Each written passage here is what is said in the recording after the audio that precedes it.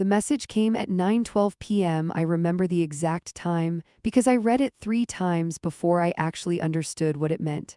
My daughter, Olivia Carter, my only child. The girl I raised alone after her father passed. The girl I gave everything to, and the message said, "Mom, we don't want you in our lives anymore. Please don't try to contact us." I stared at the screen, waiting, hoping there was more, that maybe it was incomplete. That maybe it was a mistake. But then another message came, this time from her husband. "Ethan, please respect our decision." That was it. No explanation, no argument, no warning, just cut off, like I had never existed. I sat there in my living room, phone still in my hand, heart not broken but confused. Because pain is one thing, but confusion, that's worse, because you don't even know what you're supposed to feel. I read the message again. Slowly. Carefully looking for emotion in it, there was none. It was cold, clean, final, and that's when something inside me shifted. Not anger, not sadness, clarity. Because if there's one thing life teaches you after 70, it's this. People don't suddenly change, they reveal, and suddenly everything started making sense. The distance, the tone, the small comments over the past year. "Mom, you don't really understand finances." "Mom, maybe you should simplify your life." "Mom, this house is too much for you now." I hadn't noticed it then. Or maybe I chose not to, because when it's your child, you forgive before you even question. But now it was all clear. This wasn't sudden. This was planned. And that's when I did something they never expected. I didn't call. I didn't argue. I didn't beg. I replied just one message, calm, simple. "All right, no problem." I paused, then added the line that changed everything. "I'll stop the house and car payments I've been covering for you." And then one last line. "I'll let you know when it's done."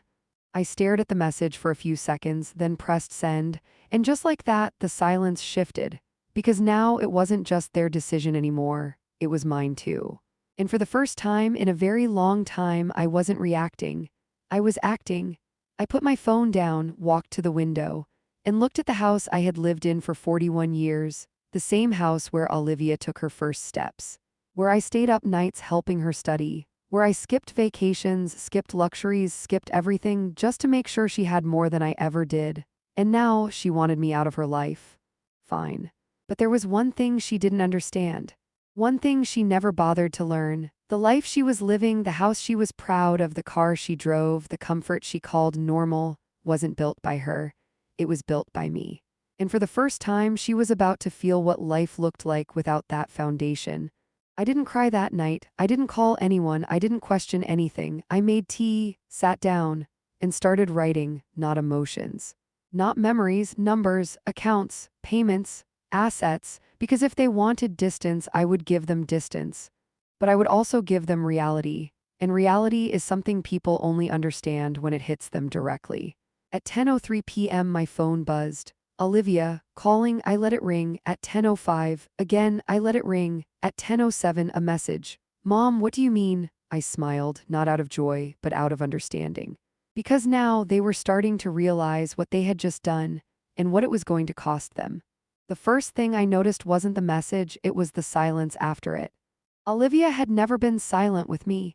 Even during her worst teenage years, even when she slammed doors and told me I didn't understand her, she always came back. Always, but this time, nothing. No follow-up, no explanation. Just a clean cut, like I was something inconvenient she could remove from her life. But what she didn't realize was this: silence reveals more than words ever can. And in that silence, I started remembering everything. Not emotionally, strategically. Because once you remove emotion, patterns become very clear. About a year ago, Olivia started asking questions. Not normal questions, calculated ones. "Mom, how much do you pay monthly for the house?" "Mom, do you still handle your own finances?" "Mom, have you ever thought about downsizing?" At the time, I answered casually. I didn't think anything of it. She was my daughter. Why would I question her intentions? Then Ethan started getting involved, always politely, always carefully. "We're just thinking long-term, Mom," he would say. "You shouldn't have to handle everything alone." I didn't notice it then, but now I see it clearly. They weren't asking. They were assessing, evaluating, measuring what I had and what they could eventually take control of. And then came the subtle distancing. Fewer visits, shorter calls, delayed replies, excuses that sounded reasonable but felt rehearsed. "We're busy. Work has been crazy. We'll come next week." Next week never came. Until one day, about 3 months ago, Olivia said something that stayed with me. "Mom, you've done enough for us. It's time we build our own life." At the time, I smiled. I thought it was independence, growth, pride, but now I understand. That wasn't independence. That was preparation, because you don't cut someone off emotionally unless you're preparing to separate financially too. And that's when I realized something else. Olivia and Ethan weren't just living comfortably, they were living comfortably because of me. The house they lived in, I paid the down payment. The car Olivia drove, I co-signed and covered the first 2 years of payments. Their monthly mortgage. I had been quietly contributing for the past 4 years, not because they asked, but because I wanted to help, because that's what mothers do. They give without keeping score. But here's the problem with giving without keeping score: people forget the value. They start thinking it's normal, expected, even worse, deserved. And once something feels deserved, it stops being appreciated. It becomes invisible. Until it's gone, and that's when reality begins. My phone buzzed again. Another message from Olivia. "Mom, please answer. What payments are you talking about?" I read it, slowly, calmly, then locked my phone. I wasn't going to respond immediately. Because this wasn't a conversation anymore. This was a lesson, and lessons only work when timing is controlled. I stood up, walked to my desk, and opened the drawer where I kept my financial files. Not messy, not scattered, organized. Documented, precise, because unlike what they believed, I was never careless. I just never needed to prove anything. Until now. I pulled out the folder labeled Olivia and Ethan. Inside were everything they never thought about. Bank transfers, payment confirmations, loan documents, insurance coverage, every single dollar I had contributed recorded, not for control, not for leverage, but for clarity. And clarity is power when people try to rewrite reality. I flipped through the pages slowly. The total number sat there quietly at the bottom. $186,000. That's how much I had invested into their life. Not gifted, not forgotten, invested, and they thought they could just walk away. My phone buzzed again. This time, "Ethan. We need to talk, call me." I smiled slightly, not because it was funny, but because it was predictable. Because the moment money enters the conversation, people who wanted distance suddenly want communication again. Funny how that works. I poured myself another cup of tea and sat down, still not responding. Let them feel it. Let them sit in uncertainty, because uncertainty is where truth begins to surface. And right on time, another message came.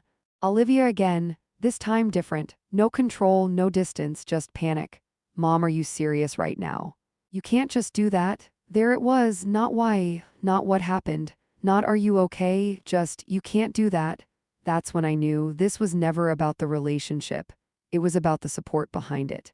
And the moment that support disappeared, so did their confidence. I finally picked up my phone, not to call, not to argue, just to type. One message, clear, direct, final. I already did. I pressed send. And this time I didn't wait. Because the next part wasn't about reacting. It was about revealing. And what they were about to discover was something they never prepared for. The silence didn't last long. It never does when money is involved. Within 20 minutes of my last message, my phone started ringing again, this time not just Olivia, but Ethan back to back, like they suddenly remembered I existed. I let it ring, again and again, because for the first time I wanted them to feel what I had just felt, being ignored when it mattered. At 10:42 p.m., another message came through. "Mom, this isn't funny. We have payments due this week." I stared at it for a second, then leaned back in my chair. There it was again, not concern, not confusion, not even anger, just urgency about money. That confirmed everything. I wasn't losing my daughter. I had already lost her a long time ago. Tonight, I just discovered what replaced me. I stood up, walked to my cabinet, and pulled out the file I hadn't opened in months, the one labeled active transfers. Inside was a list of every recurring payment I had quietly been covering for them. Mortgage assistance, $2,300 monthly. Car payment, $640 monthly. Insurance bundle, $480 monthly. Utilities support averaging $300 monthly. Total, $3,720 every single month for 4 years, and they called it their life.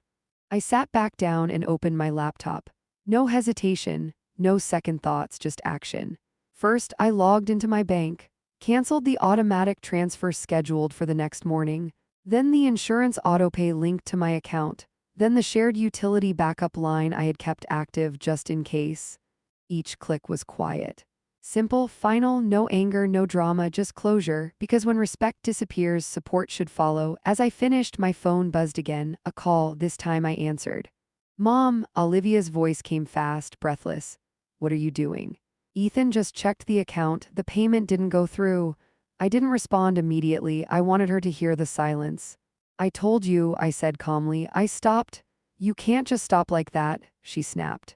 We have responsibilities, so do I replied. And one of them is not funding people who don't want me in their lives.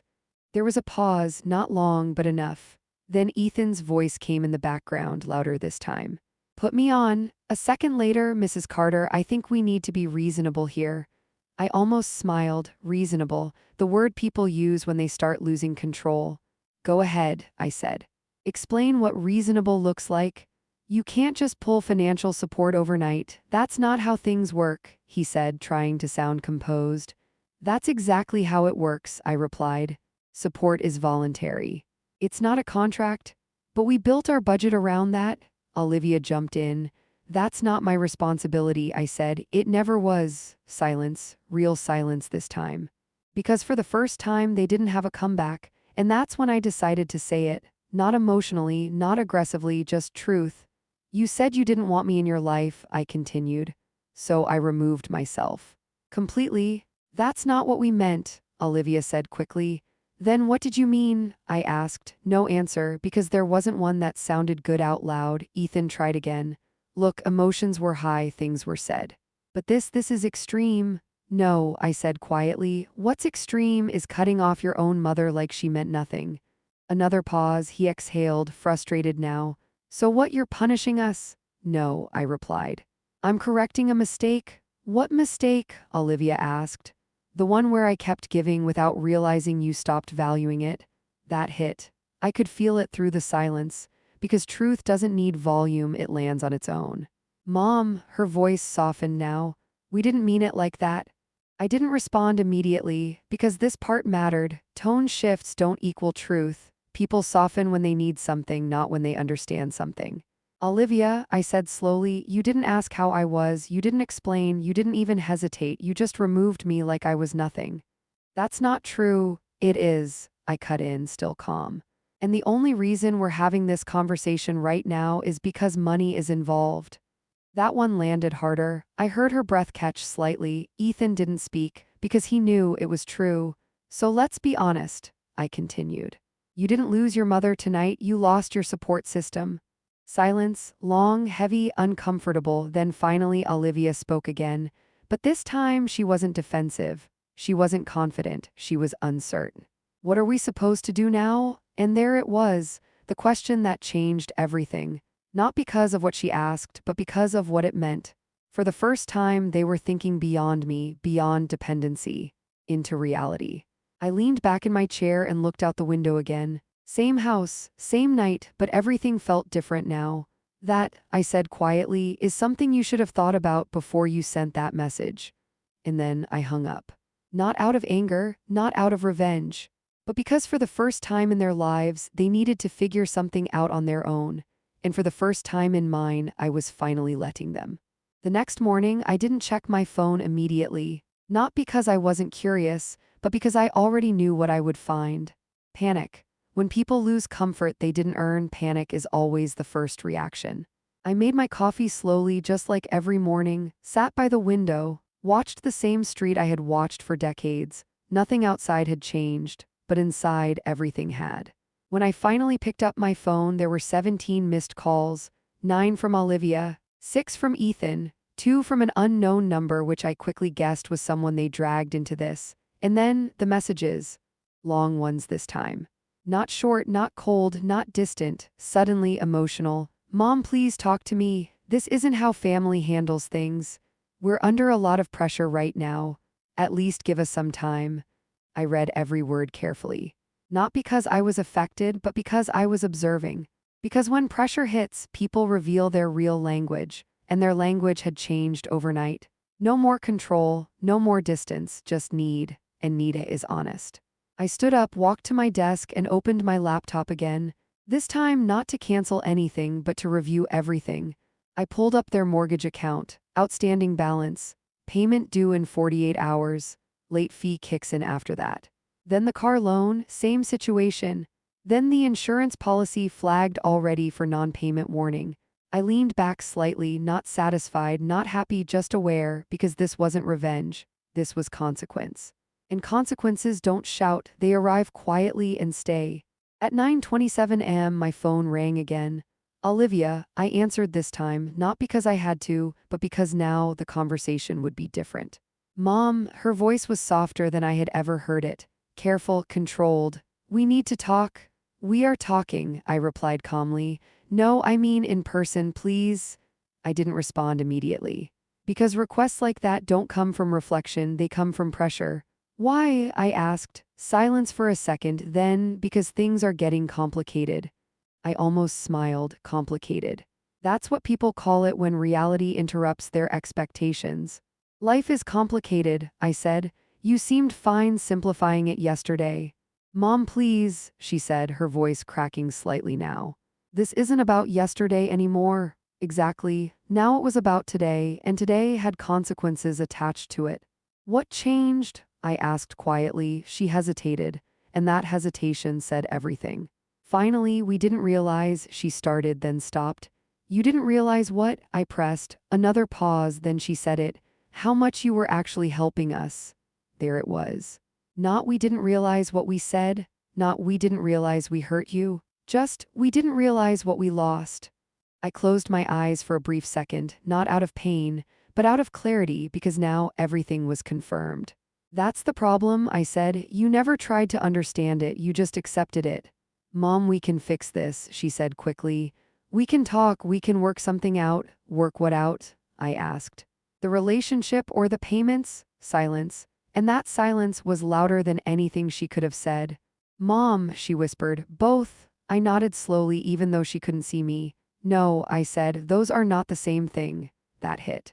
I could feel it, because people like to bundle things together so they don't have to face them individually, but I wasn't going to let that happen. Not anymore. If you want to fix the relationship, I continued, that has nothing to do with money. And if you want to fix the payments, that has nothing to do with me anymore. But it does, she said, a little louder now. We built everything around your support? Exactly, I replied. That's where you went wrong. Silence again, longer this time, because now the truth wasn't just heard, it was settling in. So what are you saying? She asked finally. I'm saying you built a life that depends on something you were never guaranteed. I stood up and walked slowly across the room. And now that it's gone, you don't know how to stand without it. Her breathing changed slightly, not crying. Not yet, but close. Mom, please just meet us once, we'll explain everything. I stopped walking, thought for a moment, then said, all right. Silence, then quickly, really? Yes, I said calmly, tonight, 7 p.m. My house? Okay, she said, relief rushing into her voice. Thank you, Mom. I didn't respond to that, because gratitude without understanding doesn't last. And Olivia, I added before hanging up. Yes, come prepared. Prepared for what? I paused, then said quietly, the truth. And I ended the call, because tonight wasn't going to be a discussion, it was going to be a revelation. And the difference between the two is that one can be controlled, the other cannot. The next morning, I didn't check my phone immediately, not because I wasn't curious, but because I already knew what I would find. Panic. When people lose comfort they didn't earn, panic is always the first reaction. I made my coffee slowly, just like every morning, sat by the window, watched the same street I had watched for decades. Nothing outside had changed, but inside everything had. When I finally picked up my phone, there were 17 missed calls, 9 from Olivia, 6 from Ethan, 2 from an unknown number which I quickly guessed was someone they dragged into this. And then the messages. Long ones this time. Not short, not cold, not distant, suddenly emotional. Mom, please talk to me. This isn't how family handles things. We're under a lot of pressure right now. At least give us some time. I read every word carefully. Not because I was affected, but because I was observing. Because when pressure hits, people reveal their real language, and their language had changed overnight. No more control, no more distance, just need, and Nita is honest. I stood up, walked to my desk, and opened my laptop again, this time not to cancel anything but to review everything. I pulled up their mortgage account, outstanding balance, payment due in 48 hours, late fee kicks in after that. Then the car loan, same situation. Then the insurance policy flagged already for non-payment warning. I leaned back slightly, not satisfied, not happy, just aware, because this wasn't revenge. This was consequence. And consequences don't shout, they arrive quietly and stay. At 9:27 am, my phone rang again. Olivia, I answered this time, not because I had to, but because now the conversation would be different. Mom, her voice was softer than I had ever heard it. Careful, controlled. We need to talk. We are talking, I replied calmly. No, I mean in person, please. I didn't respond immediately. Because requests like that don't come from reflection, they come from pressure. Why? I asked. Silence for a second, then, because things are getting complicated. I almost smiled, complicated. That's what people call it when reality interrupts their expectations. Life is complicated, I said. You seemed fine simplifying it yesterday. Mom, please, she said, her voice cracking slightly now. This isn't about yesterday anymore. Exactly. Now it was about today, and today had consequences attached to it. What changed? I asked quietly. She hesitated, and that hesitation said everything. Finally, we didn't realize, she started, then stopped. You didn't realize what? I pressed. Another pause, then she said it. How much you were actually helping us. There it was. Not we didn't realize what we said, not we didn't realize we hurt you, just we didn't realize what we lost. I closed my eyes for a brief second, not out of pain, but out of clarity, because now everything was confirmed. That's the problem, I said. You never tried to understand it, you just accepted it. Mom, we can fix this, she said quickly.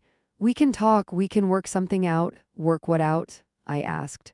The relationship or the payments? Silence. And that silence was louder than anything she could have said. Mom, she whispered, both. I nodded slowly, even though she couldn't see me. No, I said, those are not the same thing. That hit. I could feel it, because people like to bundle things together so they don't have to face them individually, but I wasn't going to let that happen. Not anymore. If you want to fix the relationship, I continued, that has nothing to do with money. And if you want to fix the payments, that has nothing to do with me anymore. But it does, she said, a little louder now. We built everything around your support? Exactly, I replied. That's where you went wrong. Silence again, longer this time, because now the truth wasn't just heard, it was settling in. So what are you saying? She asked finally. I'm saying you built a life that depends on something you were never guaranteed. I stood up and walked slowly across the room. And now that it's gone, you don't know how to stand without it. Her breathing changed slightly, not crying. Not yet, but close. Mom, please just meet us once, we'll explain everything. I stopped walking, thought for a moment, then said, all right. Silence, then quickly, really? Yes, I said calmly, tonight, 7 p.m. My house? Okay, she said, relief rushing into her voice. Thank you, Mom. I didn't respond to that, because gratitude without understanding doesn't last. And Olivia, I added before hanging up. Yes, come prepared. Prepared for what? I paused, then said quietly the truth. And I ended the call, because tonight wasn't going to be a discussion, it was going to be a revelation.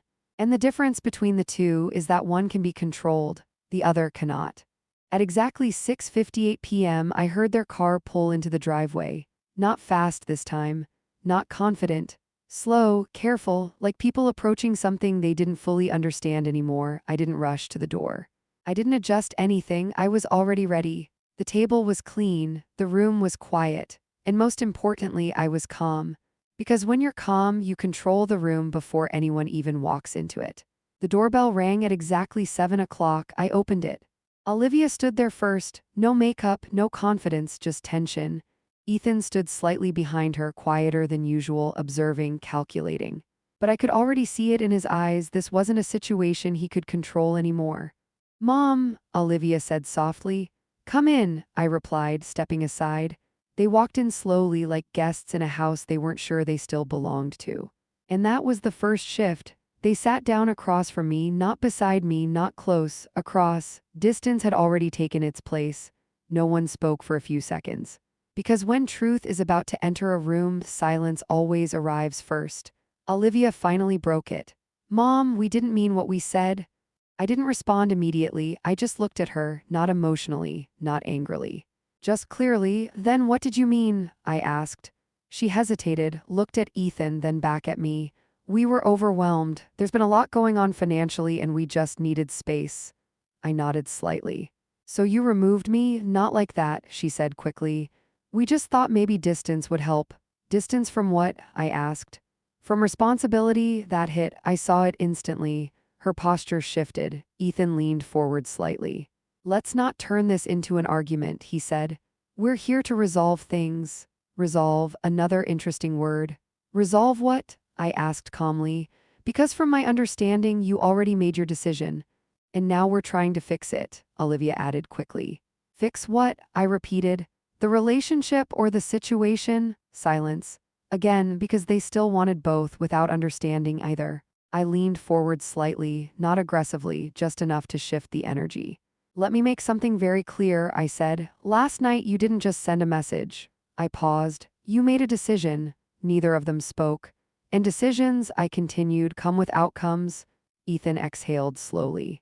"We understand that, but cutting everything off like that, it's too extreme." "No," I replied, "it's precise." That word landed, because precision doesn't leave room for argument. "You said you didn't want me in your life," I continued. "So I removed everything connected to me." Olivia shook her head. "That's not what we meant." "Then say what you meant," I said calmly. This time she couldn't. "Because meaning requires honesty. And honesty is hard when the truth doesn't sound good out loud." Ethan stepped in again. "Look, we made a mistake, fine, but you're punishing us financially for something emotional." I looked at him directly. "No," I said. "I'm separating the two." He frowned slightly, didn't expect that. "You connected the relationship to financial support," I continued. "I'm disconnecting them." Silence. He leaned back slowly, thinking now. "Because logic is harder to fight than emotion." "So where does that leave us?" Olivia asked quietly. I stood up, walked to my desk, and brought back the folder. The same one I had reviewed the night before. I placed it on the table between us. Slowly, deliberately. "It leaves you here," I said. I opened it, turned it toward them. Page after page of records, transfers, payments, dates, amounts. Olivia leaned forward, her eyes scanning quickly. Then slowing, then stopping. Ethan leaned in too. His expression changed first. Not shock, recognition, because he understood numbers and numbers don't lie. "This," Olivia whispered. "This is everything," I said calmly. "Every dollar I contributed to your life." Silence filled the room again. But this time, it wasn't empty. It was heavy. $186,000, Ethan said quietly, reading the total. I nodded. "Over 4 years?" Olivia leaned back slowly, her face pale now. We didn't know it was that much." "Exactly," I said. "You didn't know." I closed the folder gently. "And that's the problem." No one spoke. Because now the conversation wasn't emotional anymore. It was factual, grounded, unavoidable. "You built a life," I continued, "without understanding what was holding it up." I looked at Olivia. "And then you removed the person holding it." Her eyes filled slightly, not fully, but enough. "Mom, we never meant to use you." I tilted my head slightly. "Then what would you call it?" She didn't answer. Because some questions don't have comfortable answers. Ethan spoke again, but softer this time. "Less control, more reality. So what happens now?" I sat back down, calm, steady, certain. "Now," I said. "Now you live the life you said you wanted." Silence. Deep, final, because for the first time they understood something they had never considered before. Independence isn't claimed, it's sustained. And tonight, they had just lost the thing sustaining it. They didn't argue after that. That's what told me everything had finally landed. Because when people still believe they're right, they fight. But when reality hits, they go quiet. Olivia sat there staring at the table like the numbers were still playing in her head.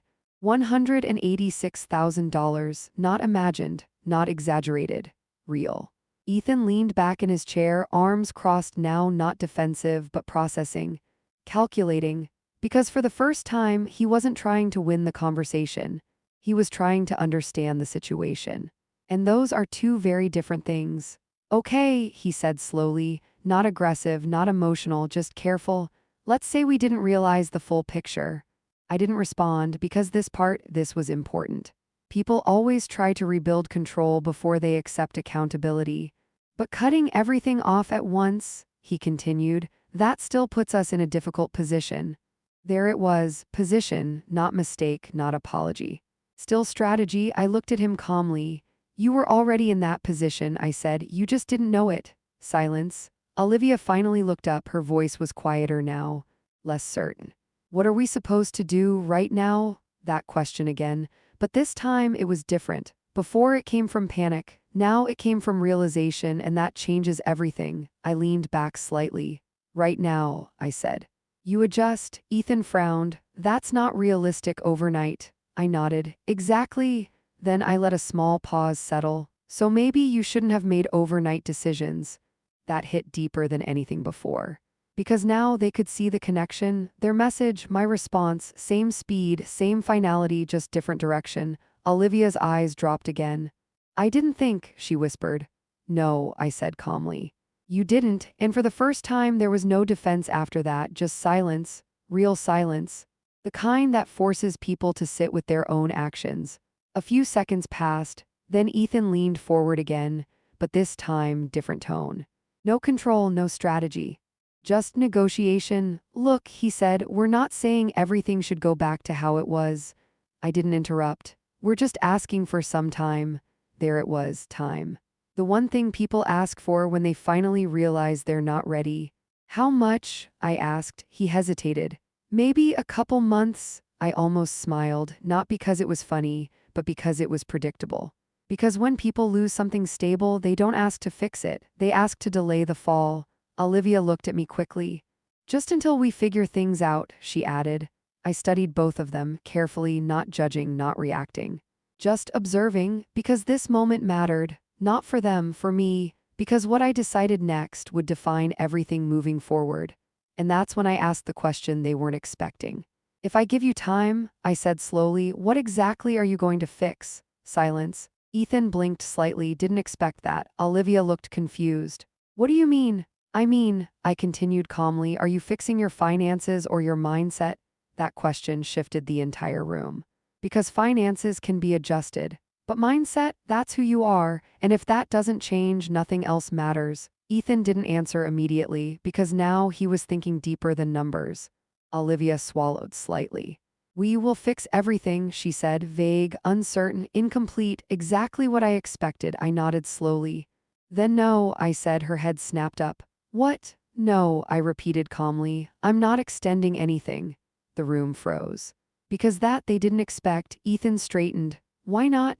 Because, I said, you're not asking for time to grow. I paused. You're asking for time to stay comfortable. Silence, heavy, unavoidable. That's not true, Olivia said quickly. It is, I replied. If it wasn't, you wouldn't need me to keep things the same.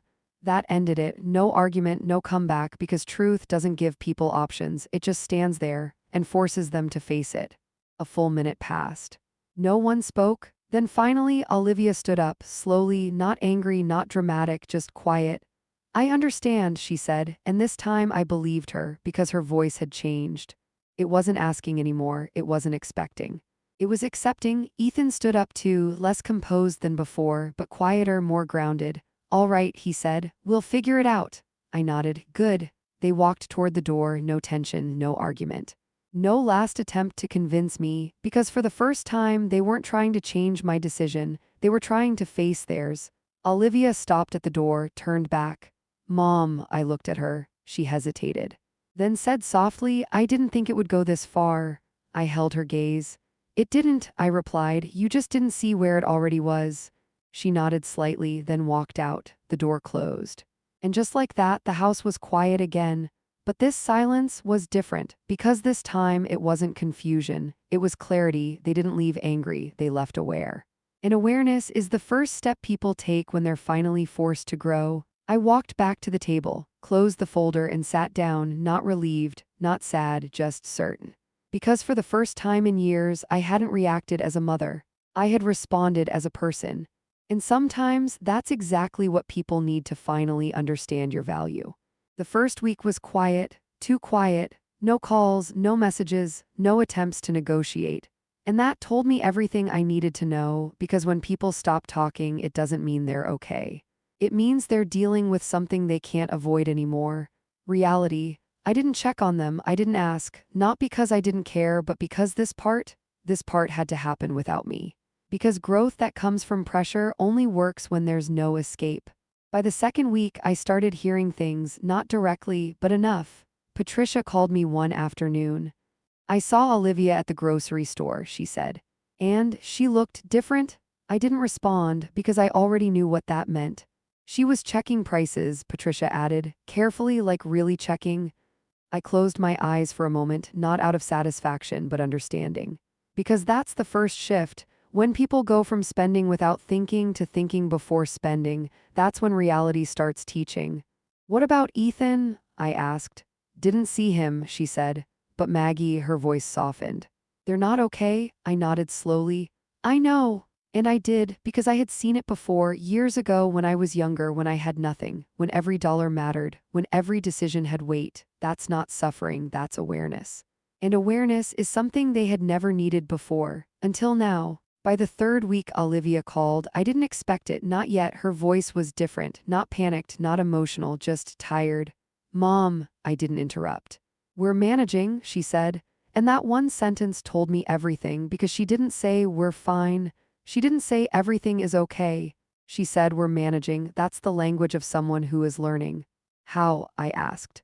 Not to challenge, to understand. A small pause, then, "We sold the car." I nodded slightly. "Good decision." "It wasn't easy," she added. "I didn't expect it to be," I replied. Another pause, then she continued. "We moved to a smaller place too." That one hit differently, not because of the change, but because of what it meant. They didn't just adjust expenses. They adjusted their lifestyle, and that's real change. "Are you okay?" I asked. And for the first time since all of this started, that question meant something again. She didn't answer immediately, because now she understood the weight of it. "Yeah," she said quietly, "I think we are." I could hear it in her voice, not comfort. Not ease, but strength, small, new, real. "I got a second job," she added, "remote work, nights mostly." I leaned back slightly. "And Ethan?" "He's working overtime." Another small pause. "We're figuring it out." There it was again. Not dependence, not expectation, just effort. And that's when I realized something. This wasn't about losing me anymore. This was about finding themselves. "I'm proud of you," I said, and I meant it, not because she was struggling, but because she wasn't running from it anymore. Silence. Then, "Really?" That question hurt more than anything she had said before, because it meant she didn't expect that from me anymore. "Yes," I said softly. "Really?" Another pause. Longer this time, but not heavy, just emotional. "I didn't understand before," she said. "I know. I thought," she hesitated, "I thought you'd always be there to fix things." "I was," I said, "and that was the problem." Silence again. But this time, it felt different, lighter, cleaner. "I get it now," she whispered. And for the first time, I believed her. Because understanding doesn't come from words, it comes from experience. And she had finally experienced it. "Mom, yes, I'm sorry." Simple, no explanation, no justification, no but, just sorry, and that's how you know it's real. I closed my eyes for a brief second, not because I needed it, but because I felt it. "I know," I said, and that was enough, because forgiveness doesn't always need a speech. Sometimes it just needs truth. We didn't talk long after that. No dramatic ending, no promises, just peace. And when the call ended, I sat there quietly, thinking, not about what happened, but about what changed, because they didn't come back asking for help. They came back different, stronger, more aware, and most importantly, independent. And that's when it hit me. This was never about teaching them a lesson. It was about giving them something I had accidentally taken away, the chance to stand on their own. The house felt different after that call. Not quieter, not emptier, just lighter, like something that had been sitting in the air for years had finally cleared. I didn't rush to call her back. I didn't sit there replaying the conversation. Because for the first time there was nothing left unsaid. Days passed, then weeks. And slowly things found a new rhythm, not the old one, not the one built on dependence, expectations, and silent assumptions. A new one. built on distance but also respect. Olivia started calling once a week, not for help, not for support, just to talk, sometimes about work, sometimes about how tired she was, sometimes about nothing important at all. And that's how I knew it was real. Because when someone talks to you without needing something, that's when the relationship becomes honest. Ethan spoke too, not often, but when he did, there was no strategy in his voice anymore, no control. Just acknowledgement. Things are different now, he said once. I know, I replied. They're better, he added. I didn't respond right away, because better doesn't always mean easier. Sometimes better just means real. A month later, Olivia came over. Alone, no announcement, no pressure, just a simple knock on the door. When I opened it, she looked different. Not in how she dressed, not in how she stood, but in how she carried herself. There was weight there now, responsibility, awareness, life. Hi, Mom, she said softly.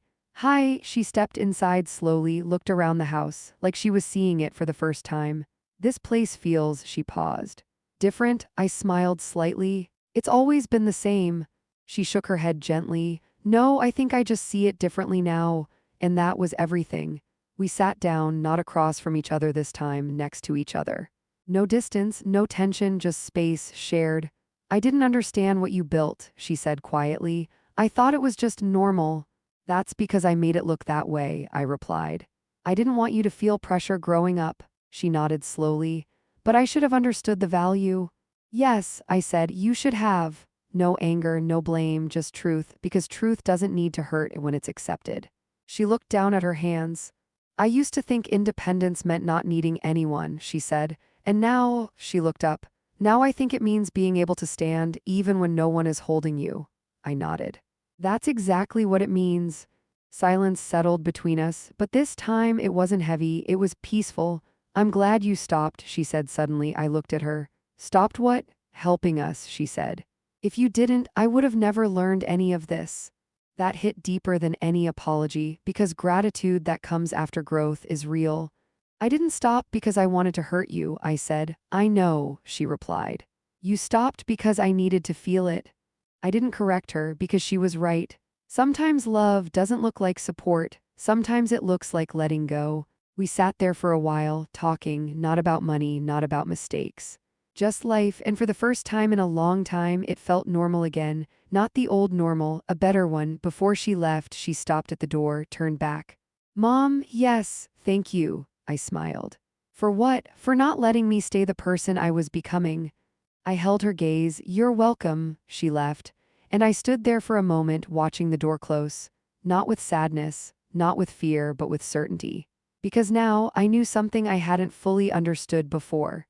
We spend so much time protecting the people we love that sometimes we protect them from the very things they need to grow. And when we finally step back, it feels like we're losing them. But sometimes that's exactly how we help them find themselves. I walked back into the house, sat down, and looked around. Same walls, same memories, same life.